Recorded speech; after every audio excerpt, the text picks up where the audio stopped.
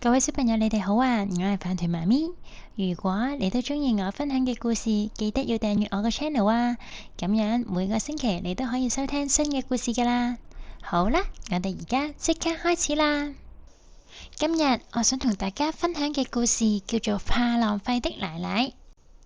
小朋友啊，平時你哋食完飯之後，會唔會剩低啲飯餸㗎？又或者你哋畫畫嘅時候，張紙會唔會畫少少，好快就唔要㗎啦？小心啊！如果你咁樣做，怕浪費的奶奶就會過嚟揾你㗎啦。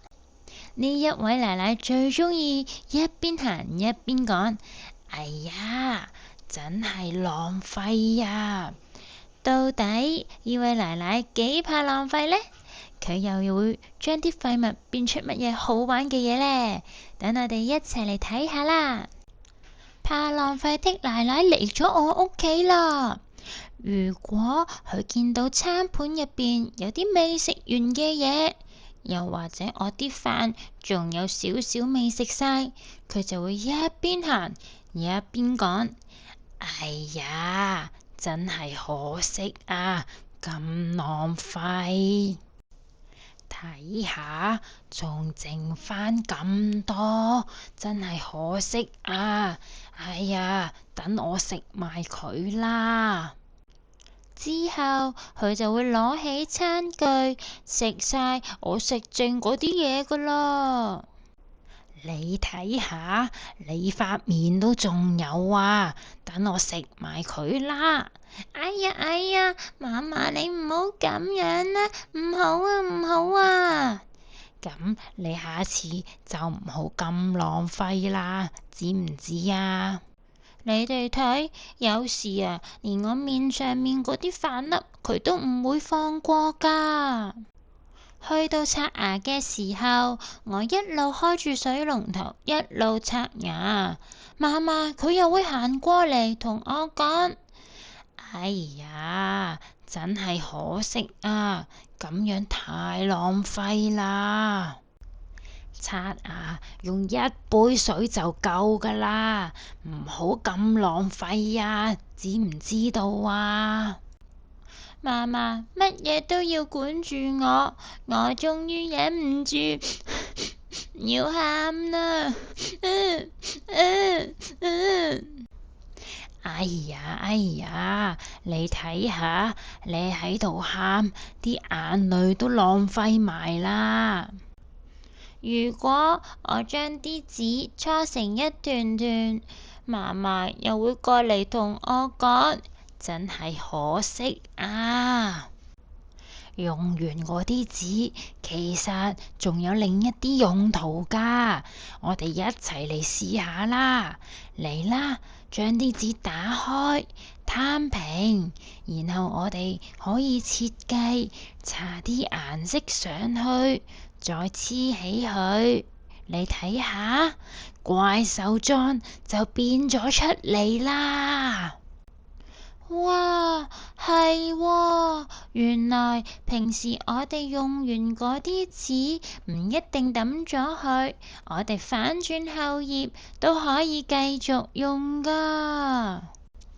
之後嫲嫲又發現我想將啲得返好短好短嘅木顏色抌咗佢，佢又一路行一路講：真係可惜啊，仲可以用㗎。唔知道嫲嫲今次又會想將佢哋變成一啲乜嘢呢？嫲嫲佢將啲顏色筆，紅色、橙色、黃色、綠色、藍色、紫色，全部都綁埋一齊。究竟會變做乜嘢呀？整好之後，嫲嫲就將啲顏色筆喺紙上面畫一畫。哇！原來係彩虹啊！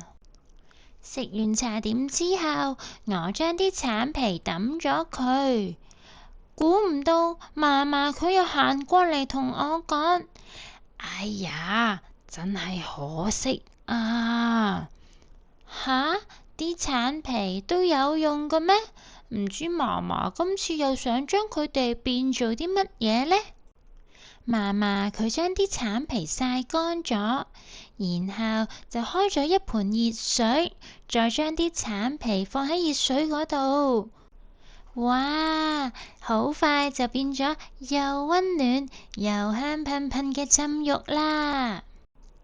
沖完涼之後，個天都黑晒啦，等我開眼燈先嘅咋。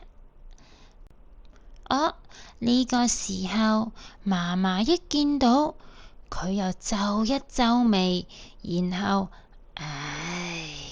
咁樣啊！我送嫲嫲出門口，一路同嫲嫲講拜拜嫲嫲，但係嫲嫲就一路行一路講，真係可惜，真係浪費啊！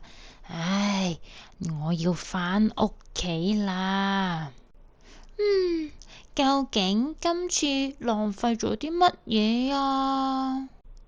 天黑，使乜開燈啊？瞓覺咪得咯。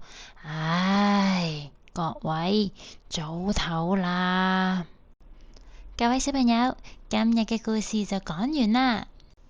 睇完嫲嫲嘅故事之後，我發現原來我哋好多以為係垃圾嘅嘢，只要肯動下腦筋，都可以變成一樣新嘢㗎。下次如果你哋想抌嘢之前，我哋記得都要諗下嫲嫲嗰句，真係浪費呀，可能會發揮到一啲生活小智慧㗎。如果你都鍾意我嘅故事，記得幫我撳 like 同埋訂閱我嘅 channel 啊！好啦，我哋下次再見啦，拜拜。